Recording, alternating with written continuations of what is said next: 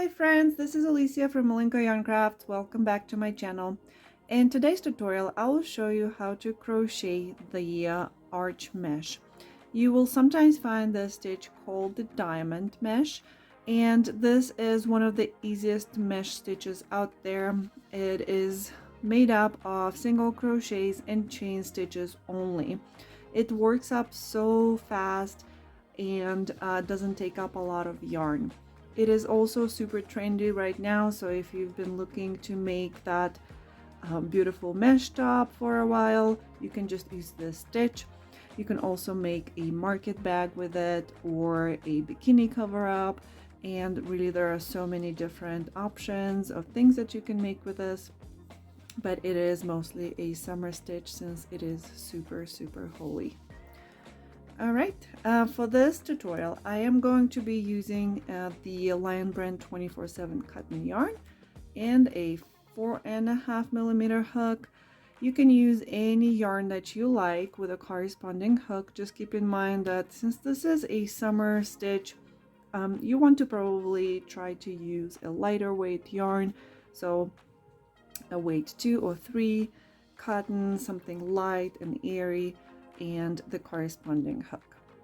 So let's get started. So we're going to start with a slip knot as always, and then we're going to chain, and for our chain we're going to need any multiple of 4 and then add 6 more. So basically what we're doing is we're chaining in 4s until we have a chain that is long enough to cover your needs for your project. So if you're making a top, you wanted the width of your panel, and then we're going to add 6 more chains. So I have 4 here, and I'm going to make a smaller sample. So you keep counting in 4s, and also make sure that your chain is not too tight. You want to make sure that you're chaining a loose chain here. So I have 8, 1, 2, 3, 4, 12, 1, 2, 3, 4, 16. So now I'm going to add 6 more chains. 1, 2, 3, 4, 5, 6. Alright, so once you have a chain long enough for your project, we can get started on row 1, and I have a total of 22 chains here, so 16 plus 6. So for row 1, we're going to start working into the 10th chain from the hook. So if you look at your hook here, the one on it never counts, so we're going to start counting from this first one after the hook. So 1, 2, 3, 4, 5, 6, 7, 8, 9, and 10. So we're going to start working into this 10th chain from the hook, and we're going to work a single crochet into it. So you're going to insert your hook into that 10th chain, pull up a loop, yarn over, and pull through 2. Okay, so now we have 1 single crochet in the 10th chain from the hook. Next we're going to chain 5,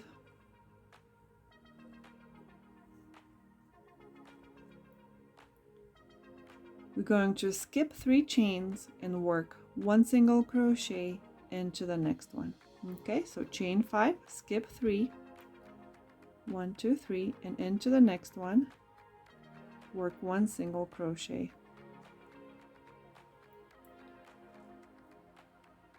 We're going to keep repeating this sequence until the end of the row. So we're going to chain 5,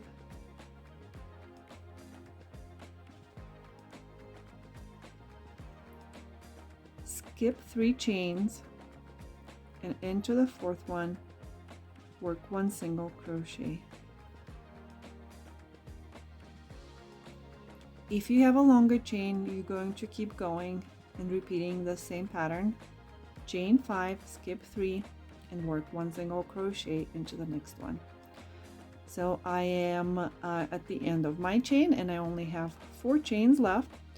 So you should have the same at the end of your chain. So once you have 4 chains left, you're going to do that repeat one more time. So 1, 2, 3, 4, 5 chains, skip 3, and into that very last one work 1 single crochet, and row 1 is finished. Okay, now for row 2 we're going to chain 6, 4, 5, 6, and turn. Now we're going to work a single crochet into the chain space. So you have a big hole here, so you can just go insert your hook into there, that space right there, yarn over and pull up a loop, yarn over, pull through 2. Okay, so in the beginning of the row we chain 6 and then work 1 single crochet into our very first chain space, the space created from us chaining 5 in the previous row. Now we're going to chain 5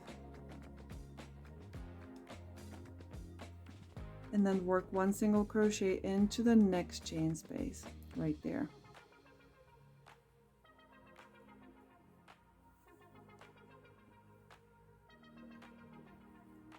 So we're going to repeat this until the end of the row. So we're going to keep repeating the sequence of chaining 5